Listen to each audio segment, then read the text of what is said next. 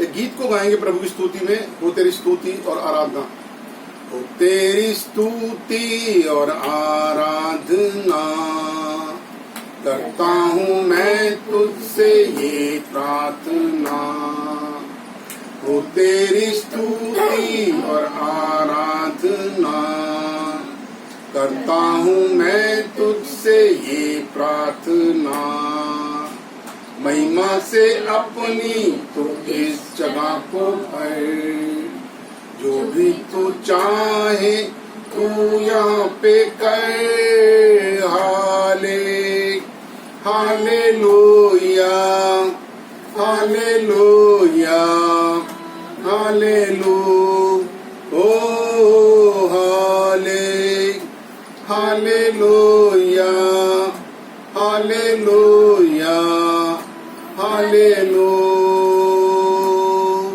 करुणा से अपनी नया दिन दिखाता है, ढाल बनकर मेरी मुझे बचाता है। करुणा से अपनी नया दिन दिखाता है, ढाल बनकर मेरी मुझे बचाता है। जब मैं पुकारूं तू दौड़ा आता है, जब मैं गिरूं मुझे उठाता है।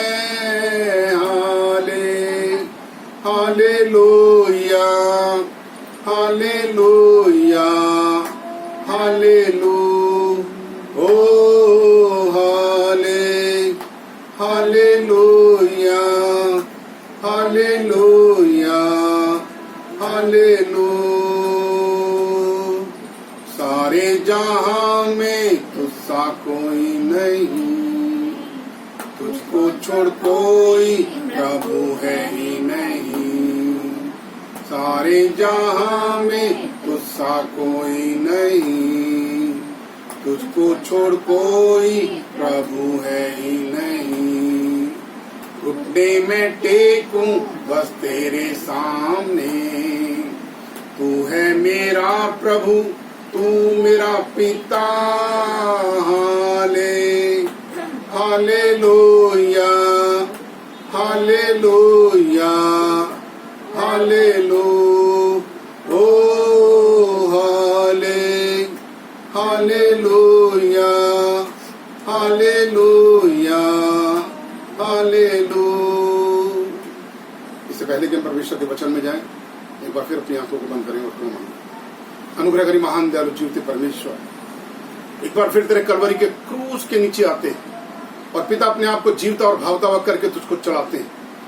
दयालु परमेश्वर होने दे प्रभु, हमारे होठों पर तो अपने होठों का पहरा बैठा प्रभु।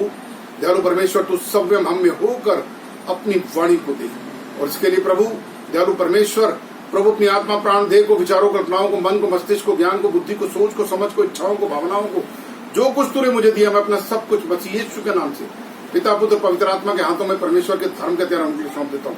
अब बोलने वाला मैं ना हूं बल्कि तेरा पवित्र आत्मा मुझ में होकर तेरी वाणी मसीह यीशु के नाम से मांगते हैं, आमीन। परमेश्वर के वचन को जब हम पढ़ते हैं, परमेश्वर का वचन हमें कुछ गूढ़ बातों को बताता है। हम देखते हैं इफिसियों की पत्री उसका 6वां अध्याय उसकी 10वीं आयत में लिखा है, हमारा ये मलयुद्ध लहू और मांस से नहीं है वरन अंधकार की ताकतों से जो आकाश में रहती है। और वहां वचन के मुताबिक हमें 4 कैटेगरियों के बारे में पता लगता है। शैतान की 4 कैटेगरी हैं, दुष्टता की आत्मिक सेना, दुष्टता का हाकिम, दुष्टता का अधिकारी और दुष्टता का प्रधान। और इन चारों से ही हमारा युद्ध है। अगर दूसरा कुरिन्थियों का 2 अध्याय और उसकी अगर हम 3 आयत को पढ़ते हैं तो वहां पर हम देखते हैं लिखा है, यदि हमारे सुसमाचार का पर्दा पड़ा है तो वह उन नष्ट होने वालों के लिए ही पड़ा है और उन अविश्वासियों के लिए जिनकी बुद्धि को इस संसार के ईश्वर ने अंधा कर रखा है। यहाँ पर बाइबल में एक चीज को दिखाती है कि इस संसार में एक नहीं 2 ईश्वर है। एक वो है जो ईश्वरों का ईश्वर और एक वो है जो इस संसार का ईश्वर है। इस संसार के ईश्वर ने अविश्वासी जो उस परमपिता परमात्मा पर विश्वास नहीं करते, जो समस्त सृष्टियों का बनाने वाला है, जो बोलता है, जो देखता है, जो बातचीत करता है, उस परमेश्वर पर नहीं, वरन वो अपने मनों को उस परमेश्वर के लिए नहीं खोल पाते। यही कारण है कि पौलुस पहला कुरिन्थियों के पहले अध्याय की 18वीं आयत से आगे लिखता है, क्रूस की कथा नाश होने वालों को निकट मुंह रखता है। आज लोग क्रूस की सामर्थ्य को नहीं जानते। उस क्रूस पर अंधकार की शक्तियों का खुल्लम खुल्ला तमाशा बनाया गया है। वो अंधकार की शक्ति जिसके विषय में पौलुस ने इफिसियों की कलीसिया को लिखते हुए कहा, हमारा ये मन युद्ध लहू और मांस से नहीं वरन अंधकार की ताकतों से। और सचमुच इसीलिए हमें अगर अपने और अपने परिवार और अपने घराने को अनंत जीवन का अधिकारी बनाना है तो अपने मनों को खोलकर परमेश्वर के सिंहासन के सामने आना होगा। उस परमेश्वर के सामने आना होगा जो देखता है, जो बोलता है, जो हमें बातचीत करता है, जिन्हें महसूस कर सकते हैं। मैं चाहता हूं कि हम परमेश्वर के वचन से देखेंगे जो हमें मिलता है अय्यूब की किताब, उसका 33वां अध्याय और उसकी 14वीं आयत, जहां पर इस प्रकार से लिखा है, क्योंकि परमेश्वर तो एक क्या वरन 2 बार बोलता है परंतु लोग उस पर चित्त नहीं लगाते। ये वो परमेश्वर जो बोलता है, जो बातचीत करता है, जिसकी आवाज को तुम सुन सकते हो, जिसकी मीठी और शरीन आवाज को सुन सकते हो। और परमेश्वर के वचन को हम देखते हैं तो परमेश्वर का दास सैमुअल जब छोटा था, उसकी मां ने उस बच्चे को परमेश्वर के कार्यों के लिए दे दिया था और वो परमेश्वर के दास एली के पास में रहता था। और परमेश्वर ने उसको आवाज देकर कहा, हे सैमुअल, हे सैमुअल। उसने कहा, हाँ, तू कौन है? वो नहीं समझ पाया था। वो दौड़ता हुआ अपने अपने अपने जो उसको जो परमेश्वर ने अपना जो दास दिया था एली के पास गया, जो उसका अगुआ था, और उसको पूछा, क्या प्रभु तो आपने मुझे बुलाया? उसने कहा, नहीं, मैंने तुझे नहीं बुलाया, तू जाकर लेट जाओ। दोबारा लेटा, फिर उसको आवाज आई, हे सैमुअल, हे सैमुअल। वो फिर उसने आवाज को सुना, फिर वो दौड़ा और जाकर पूछा कि आपने क्या मुझे आवाज दी, आपने क्या मुझे बुलाया? उसने कहा, मैंने तुझे नहीं बुलाया। लेकिन उस बार वो समझ गया था कि परमेश्वर उससे बातचीत करना चाहता है, परमेश्वर स्वप्न दर्शन में उससे बातचीत करना चाहता है। और उसने कहा, अब की बार अगर तेरे को आवाज आए तो तू बोलना, हाँ, तेरा दास सुनता है। और अब देखते हैं कि वहां पर किस तरह से सैमुअल से परमेश्वर ने बातचीत की। और यहाँ पर अय्यूब भी इसी विषय में बताता है, परमेश्वर एक बार नहीं वरन 2 बार बोलता है परंतु हम उस पर चित्त नहीं लगाते। अपना मन कभी भी परमेश्वर के लिए नहीं खोलते। उसकी वजह है कि हम अपने मन के प्रभु हैं। हमारा मन करा बाइबल पढ़ ली, हमारा मन करा दुआ कर ली, हमारा मन करा जो हमारा मन करता है, मंदिर चले गए, गुरुद्वारे चले गए, मस्जिद चले गए, पूजा कर ली, पाठ कर लिया, स्नान कर लिया, ध्यान कर लिया। हम मन के प्रभु हैं, समझ रहे? जबकि परमेश्वर जो है वो मनों में रहने वाला परमेश्वर है। वो चर्चों में नहीं रहता, वो मंदिरों में, गुरुद्वारों में, मस्जिदों में नहीं रहता, वरन वो हृदयों में वास करने वाला परमेश्वर है। और हम कभी भी अपने मन को नहीं खोल पाते। इसीलिए बाइबल का परमेश्वर में बताता है इस आयत के अंदर में जैसा लिखा है, परंतु लोग उस पर चित्त नहीं लगाते। स्वप्न में या रात को दिए हुए दर्शन में जब मनुष्य घोर निंद्रा में पड़े रहते हैं या बिछोने पर सोते समय वह मनुष्यों के कान को खोलता है। परमेश्वर बात करता है मानव से, अपने आप को उस पर प्रकट करता है। यशायाह नबी की किताब अगर उसका 43वां अध्याय पढ़ते तो वहां पर वो मानव से कहता है, तू मेरे आमने और सामने एक दूसरे से बातचीत करें। देख, तेरा मूल पुरुष पापी हुआ और जितने मेरे और तेरे बीच में मध्यस्थ हुए हैं, मीडिएटर हुए हैं, उन सब ने मुझसे बलवा किया है। इसलिए आओ हम आपस में वाद विवाद करें। परमेश्वर आज मानव से बात करना चाहता है। आज इस वचन के द्वारा परमेश्वर आपसे बातचीत करना चाहता है। जैसा परमेश्वर का वचन में दिखाता है, यहाँ पर परमेश्वर बोलता है, एक बार नहीं वरन 2 बार वरन 3 बार वो बोलता है और मनुष्य के कान को वो खोलता है। जब मनुष्य गहरी निंद्रा में पड़ा होता है या बिछोने पर सोते समय, परमेश्वर उस समय पर, जैसा यहाँ पर 16वीं आयत में लिखा, तब वह मनुष्य के कान को खोलता है और उसकी शिक्षा पर मोहर लगाता है कि उसने कहां से शिक्षा प्राप्त की है, किससे शिक्षा प्राप्त की है। समझ रहे हैं? बाइबल के अंदर में एक खोजे के विषय में हम देखते हैं। खोजा बाइबल में यशायाह नबी किताब को पढ़ता हुआ जा रहा था। परमेश्वर ने उसको बोला, फिलिप्पुस को बोला, तू जा और जाकर से बातचीत कर। और वो दौड़ता हुआ गया। उसने कहा, जो कुछ तू पढ़ रहा तू उसको जानता है? उसने कहा, कौन? जब तक कोई मुझे सिखाया ना, जब कोई मुझे बताया ना, मैं कैसे समझ सकता हूँ। आज यही कंडीशन है कि परमेश्वर के वचन को हम समझ नहीं पाते। हम समझ नहीं पाते कि प्रार्थना में कैसे करनी, हम समझ नहीं पाते कि परमेश्वर की उपस्थिति में हमने कैसा नहीं आना है, हम समझ नहीं पाते कि हमें उसकी बात को कैसे जोड़ना है। लेकिन बाइबल को जब हम पढ़ते हैं, परमेश्वर हमारे कानों को खोलता है और अपने आप को हम पर प्रकट करता है। जैसा यहाँ पर लिखा है कि वो उसके कानों को खोलता है और उसकी शिक्षा पर मोहर लगाता है, उससे वह मनुष्य को उसके संकल्प से रोके और गर्व को मनुष्य से दूर करे। कई बार मनुष्य संकल्प कर लेता है, घमंड की आत्मा उसमें होती है, वो भूल जाता है कि ये मेरा परिवार है, दुष्ट युक्ति करके, क्योंकि शैतान को जरूरत नहीं है मनुष्य से आगे लेने की। हाँ, परमेश्वर जब तक मनुष्य नहीं बोलता उसके मन में नहीं आता, उसके जीवन में नहीं आता, समझ रहे? क्योंकि परमेश्वर ने मनुष्य को अपने स्वरूप और अपनी समानता बनाया है और एक आजाद उसको इच्छा दी। इस आजाद इच्छा का कोई अगर इस्तेमाल करता तो वो शैतान है। वो हमारी आंखों के जरिए, हमारे कानों के जरिए, हमारी सोच, विचार, भावनाएं, इच्छाएं, मनसाओं के जरिए हमारे मनों में घुसकर हमें परमेश्वर से अलग करता है। हमारे अंदर में घमंड पैदा होता है। जब हम परमेश्वर के वचन को जान जाते हैं और हम देखते हैं कि परमेश्वर की सारी प्रतिज्ञाएं हाँ और आमीन में होती हैं, और परमेश्वर ने जब यीशु मसीह आकाश और पृथ्वी को का सारा अधिकार मानव को देकर गया, उसने कहा आकाश और पृथ्वी का सारा अधिकार मुझे दिया गया है, मत्ती की इंजील उसका 28वें अध्याय में, और कहा ये अधिकार लो। और जब मानव को ये पता लगता अधिकार मेरे पास में है, जब वो वचन को पढ़ता उसे पता लगता जो कुछ तुम पृथ्वी पर बांधोगे वो स्वर्ग में बन जाएगा, जो कुछ तुम पृथ्वी पर खोलोगे वो स्वर्ग में खुल जाएगा। लेकिन कई बार उस अधिकार में परमेश्वर की जो इच्छा होती है उसको हम नहीं समझ पाते, और बाइबल आज हमें यही समझाना चाहती है। जैसे यहाँ पर लिखा, परमेश्वर एक बार नहीं वरन 2 बार वरन 3 बार बोलता है और मनुष्य के कान को खोलता है।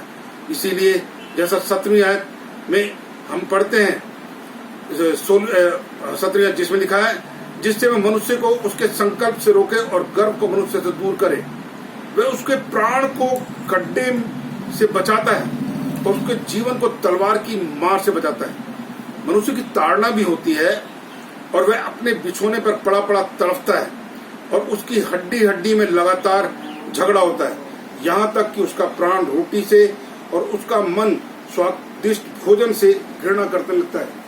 कई बार ऐसी परिस्थितियां आती हैं कि हमारा दिल टूटता है, समझ रहे? हमारा दिल जो है वो परमेश्वर के पवित्र आत्मा का मंदिर है। परमेश्वर, हमारा शरीर परमेश्वर का मंदिर है, हमारा हृदय में परमेश्वर रहना चाहता है। लेकिन कई बार कुछ ऐसी चीजें होती हैं, कुछ ऐसी बातें होती हैं, दुष्ट कुछ ऐसी युक्ति करता है कि हमारे दिल टूट जाते हैं। हमारा मन जो होता है वो खाना खाने का भी नहीं करता, वो किसी भी चीज पे हमारा मन नहीं लगता, और हम जो है वो मृत्यु की ओर बढ़ना शुरू कर जाते हैं। हम बिछोने पर पड़े पड़े चढ़ाते रहते हैं, तड़पते रहते हैं, और हमारी हड्डी हड्डी और लगातार हड्डी हड्डी में लगातार झगड़ा होता रहता है। मुझे परमेश्वर का वचन याद आता है जो हमें मिलता है भजन संहिता 32 उसकी पहली आयत को अगर हम पढ़ते हैं, भजन संहिता 32 इससे थोड़ा सा और आगे हम देखेंगे तो वहां पर भजन संहिता हमें मिलती है जिसमें 32 में लिखा है, क्या ही धन्य है वह मनुष्य जिसका अपराध क्षमा किया गया और जिसका पाप ढांपा गया। क्या ही धन्य है वह मनुष्य जिसके अधर्म का लेखा यहोवा न ले, जिसकी आत्मा में कपट ना हो। दाऊद अपने विषय में कहता, जब मैं चुप रहा कराते कराते मेरी हड्डियां पिघल गईं, क्योंकि रात दिन मैं तेरे हाथों के नीचे दबा रहा और मेरी तरावर धूप काल सी धुर्राहट बनती चली गई। हमने परमेश्वर की आज्ञा को तोड़कर दुष्ट ने हमारे मन में डालकर कई बार परमेश्वर की इच्छा के विरोध में हमसे वो बहुत कुछ करा देता है, और जब ऐसा होता है तो परमेश्वर पवित्र है, हम अपवित्र हो जाते हैं, हमारा मन अशुद्ध हो जाता है, परमेश्वर हमसे हट जाता है और हम परमेश्वर की बातों को नहीं समझ पाते। और ऐसे समय पर हमारी हड्डियां जैसे यहाँ पर लिखा है, दिन भर कराते कराते मेरी हड्डियां पिघल गई, क्योंकि रात दिन मैं तेरे हाथ के नीचे दबा रहा और मेरी तरावट धूप काल की सी धुर्राहट बनती गई। परंतु जब मैंने अपना पाप तुझ पर प्रकट किया, अपने आप को मैंने अपने अपने गुनाहों को माना, पश्चाताप किया, मैंने अपना पाप तुझ पर प्रकट किया, तब तूने मेरे अधर्म को छिपाया, तब और अपने अधर्म को न छिपाया, और मैंने अपने परमेश्वर से कहा मैं यहोवा के सामने अपने अपराधों को मान लूंगा, तब तूने मेरे अधर्म और पाप को क्षमा कर दिया। बाइबल बताती है इस कारण हर एक भक्त ऐसे समय में प्रार्थना करे जब परमेश्वर मिल सकता है। जानते परमेश्वर हमें कब मिलता है? जब अपने संपूर्ण मन से हम परमेश्वर की ओर फिर कर आते हैं, अपने मन को, अपने वस्त्रों पर अपने मन को खोल कर आते हैं और प्रभु से कहते हैं प्रभु तू मेरे मन में आ जा, तू मेरे जीवन में आ जा। रोमियो 10 उसके 8 के अनुसार जब हम वचन जो हमारे अंदर में है, हमारे निकट में है, जब हम यीशु को अपना प्रभु, अपना मुक्तिदाता, अपना उद्धारकर्ता ग्रहण करते हैं, प्रभु यीशु मसीह हमारे मन में आ जाता है, उसका पवित्र आत्मा हमारे मन में आ जाता है। उसका पवित्र आत्मा चाहता है कि हमारे मन के अंदर में जो भी शैतान ने गंदगी भर दी है, जो भी काम, क्रोध, लोभ, मोह, अहंकार, ईर्ष्या, देश, छल, कपट, सब हमारे अंदर भरा पड़ा है। जब हम पवित्र आत्मा हमारे अंदर में आता और हम कहते हैं प्रभु मैं क्रोध की आत्मा तू मेरा हिस्सा नहीं है, मैं तुझे नहीं चाहता, लोभ की आत्मा मैं तुझे नहीं चाहता, ईर्ष्या की आत्मा में तुझे नहीं चाहता, एक एक करके जब हम उसको देते हैं, तब परमेश्वर हमारे मन को अपने लहू से धोकर पाक पवित्र और शुद्ध करता है। वो हमारे मन में आता है, उसका पवित्र आत्मा हमें और आगे वचन सिखाना शुरू करता है, प्रभु के भेदों को हम समझना शुरू करते हैं, और उसके बाद हमारा जीवन जो है, हमारी संगति परमेश्वर की साथ हो जाती है।